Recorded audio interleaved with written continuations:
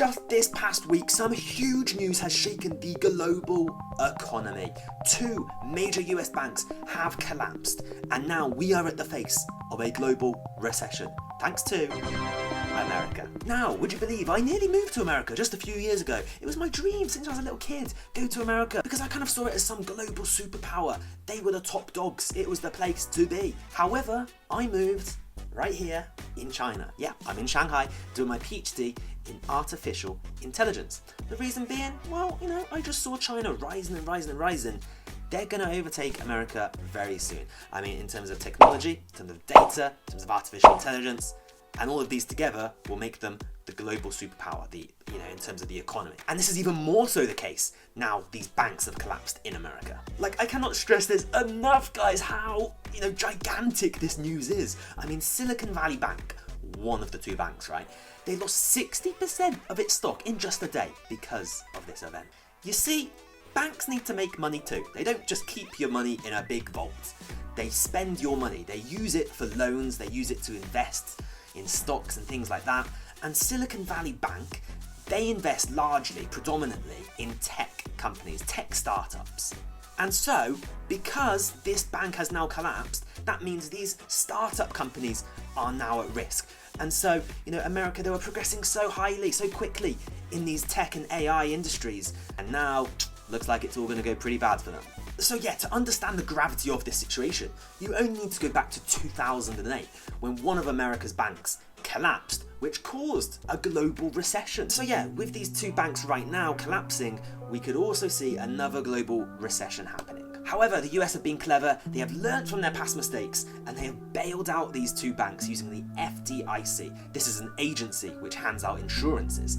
However, there is a cap to this insurance. It's $250,000, which, wow, yeah, I'd love that much money, but that might be nothing for some of these startup companies, right? And so they might completely go bust now. So yeah, okay, maybe this bailout might have saved America for now. It might save them from this short, immediate financial harm.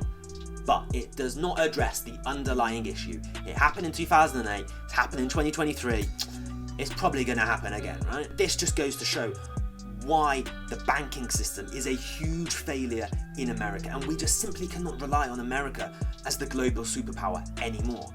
Their crown is going to be lost at some point. And as the economy is getting worse, as it is, then we might be seeing a recession pretty soon, thanks to America. So we need to understand, why are these American banks failing in the first place? Well, inflation is going all the way from down here all the way up there. And in response, the Federal Reserve got interest rates going all the way from down here all the way up here. So it is a complete mess. And therefore, the banks are bringing in lots of these bonds, which are loans basically. And so more and more debt is owed. And at the same time, Silicon Bank Valley, they're investing solely into these technology startup companies. There's no diversification. If these companies fail, the consumers are at a big loss. It's a huge risk. And in addition, these banks are private, which means there's less regulations, less restrictions on where they can invest and how much they can invest. That's a major issue with capitalism. These banks become very greedy, and when the economy is an all-time low, they're going to get more greedier. They want to take more risky investments, and this can never be a good thing. So yeah, during the pandemic, these banks were particularly greedy. They were really doing lots of risky investments, and it just didn't work at all. And so they invested heavily in corporate bonds when interest rates were really low. However, as I said, the interest rates went all the way up, and so the value of the bonds that were brought in completely crashed. So huge sums of money were eventually lost. Then, because of these high interest rates, a lot of these tech startup companies, they withdrew most of their money, which ultimately led to the bank's collapse. So, I dare to say this would never happen if this was a government-owned bank, if there were more regulations, more restrictions on where they would invest and how much on. So many countries rely on the US. There are so many important trade deals between lots of different countries with the US. I know the UK does, absolutely. We do anything the US does and says. Like, they're our big boss. It is just a little bit embarrassing. We need to have a little bit more independence. And, I do wonder, when there is a risk of such a global recession and the US financial system collapsing, could we have a shift in more countries relying on someone else? Maybe another country who is leading in tech. Who could that be, I wonder? Maybe a country beginning with C? I didn't say it. You said it, not me. You said it. Look, whoever dominates in AI is going to dominate the global economy. That is guaranteed. At the moment, yeah, America, they are dominating. But I do think China will overtake very quickly, because China, they publish the most AI papers in the world. They have the most AI patents in the world. They have the most AI startups in the world. I mean, the list goes on and on. What else?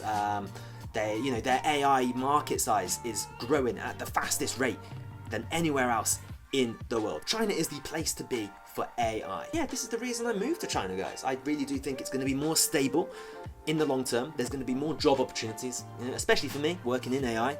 I do think it's the place to be. And so yeah, how likely is this banking crash that we've seen in America to happen to, let's say, China? How likely is that going to happen? Well, you see, China's banking system is totally different. It is dominated by 4 government-owned banks. So there is a lot of regulation, a lot of restrictions on what happens with these financial assets, where the investment go, and so we're very less likely to have any kind of banking collapse. And so yeah, more people can access credit and financial services here in China than in America. It's not just the wealthy people who can do this. So it really benefits society. It's not about greed and capitalism. And you might think that if China and the US are such big trading partners, that if the US economy failed, surely China's will too. Not exactly. Really are starting to see that China are becoming more self-reliant on its technology, on its data, all sorts. It's starting to push itself away from America, and it's starting to cooperate with countries, in Africa, with Russia, South America, Latin American countries, all of these types of places. And also China, they've put a lot of restrictions on many foreign companies coming into China. So for example, the big 4, such as KPMG and PwC, these insurance-based companies, right? They would be helping a lot of Chinese financial companies with their accountancy, their insurances, and China, they didn't really want that, and so they've started to put a lot more emphasis on Chinese insurance companies and less so on these American ones. And so in turn, that's going to lead to a lot less data privacy risks, and also a reduced likelihood of sanctions affecting China as much. If they are more self-reliant, any sanctions that America might impose on them, it won't really matter as much. So yeah, to conclude then, guys, absolutely huge news. We might not get a global recession, but I think we are touching the surface of it. It may well happen very soon, and that is a result of America's greediness and their capitalism structure in their banks. And I do think if there were to be a recession, I do think America arguably could be worse off than they were back in 2008. And this could be the beginning of an end to America's dominance. I mean, look, the economy has grown, sure, since then. However, the unemployment rate is absolutely huge now in America. Debts, corporate debts, they've all grown massively. And so a lot of companies will feel the effect of a recession. And so not only people like you and I will feel the effect, but even companies will feel the effects more greater. You also have to consider the social and wealth inequality. That's really absolutely huge. The gap is really large, and so the poor are going to be the ones who are suffering the most. And there are a lot of poor people in America right now. And in addition, China was actually there to help America in 2008. So they bought a lot of treasury bonds to help the US government finance and manage their debts a lot better. They also bought millions of US dollars as well to help that stabilize. And they also invested huge amounts of money into US companies during the recession. And now that China relies a lot less on America, I just can't see this happening. I mean, their relationship has grown further apart since 2008. I'm just not sure what country is going to be there to help America. Who's going to bail America out? I mean, there is already a lot of countries around the world, especially the UK, France, Germany. They're not in a great situation themselves. So America might have saved itself this time, but with China's dominance in AI, their more regulated banking system, and also its push for independence from the US, I think is going to help China overtake the US in terms of technology and also the economy. I really do think the US's banking system is set up for failure. But who knows, we will see. And yeah, hopefully you guys enjoyed this video. It's a little bit different. Hopefully you enjoyed it. Yeah, like, comment, and subscribe. See you guys next time.